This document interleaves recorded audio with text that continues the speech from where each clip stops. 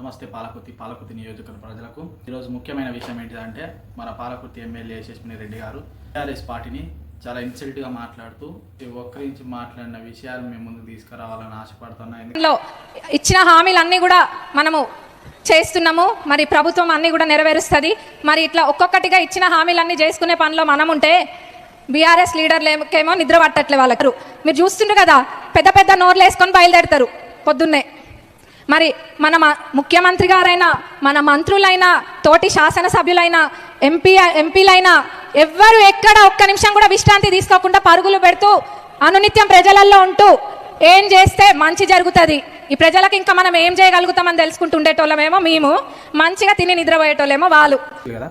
ఇప్పుడు అంట మేడం గారు ఏం చెప్తారంటే ముఖ్యమంత్రి కానీ, ఎమ్మెల్యేలు కానీ, ప్రతి ఒక్క కార్యకర్తలు కానీ ఆన్ టైం ప్రతి ఒక్క విషయం మీద, అభివృద్ధి విషయం మీద వాళ్ళు ఆలోచించి ప్రతి అనునిత్యం 24 గంటలు ప్రజల మధ్యలో ఉండి ప్రజల కోసం సేవ చేస్తారట.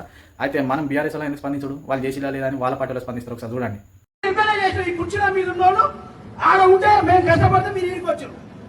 రేపు స్థానిక సంవత్సరాల్లో మీరు కనిపెడతాం, మేము అట్లుంటాం. నేను చెప్పే ఒక విషయం కాదు, మా బాధను 10 నెలల్లో కుమ్మరి వారని చెప్పి నాకు అవకాశం ఇచ్చే చెప్తామని ఎంతో ప్రయత్నం చేస్తాను. దయచేసి క్షమించండి ఆయన కోపడితే.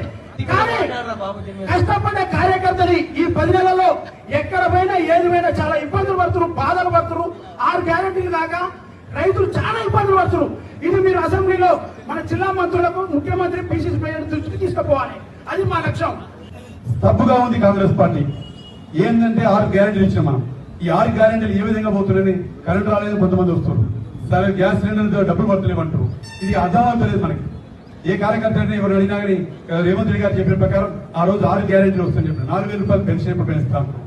అలాగే మన 500 రూపాయలు బోనస్ ఇస్తా అని చెప్పినాం రైతులకు.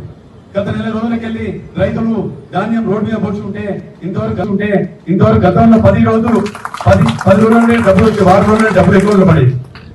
మాకు బాధ అనిపించింది. మన రైతులు వర్షం వస్తుంటే పంటలు కప్పుకుంటుంటే, వాళ్ళు పండించిన పంటకి 20 రోజులకి వెళ్ళి అలా కూర్చుంటుంటే బాధ అనిపిస్తుంది. దయచేసి ఇది సమయం కాదు, ఇది సందర్భం కాదు. కానీ వాళ్ళ బాధ కూడా మనం డిస్కస్ చేసుకోవాల్సిన అవసరం మనకు. అలాగే 4,000 రూపాయలు పెన్షన్ ఎప్పుడు వేసుకొని అడుగుతారు. ఇవన్నీ మీ ఎమ్మెల్యే గారికి నల్గొండ జిల్లాలో 6 ఎమ్మెల్యే గెలిచారు, 6 ఎమ్మెల్యే గెలిచారు. మన మంత్రి ఉండు, సివిల్ సప్లై మంత్రి.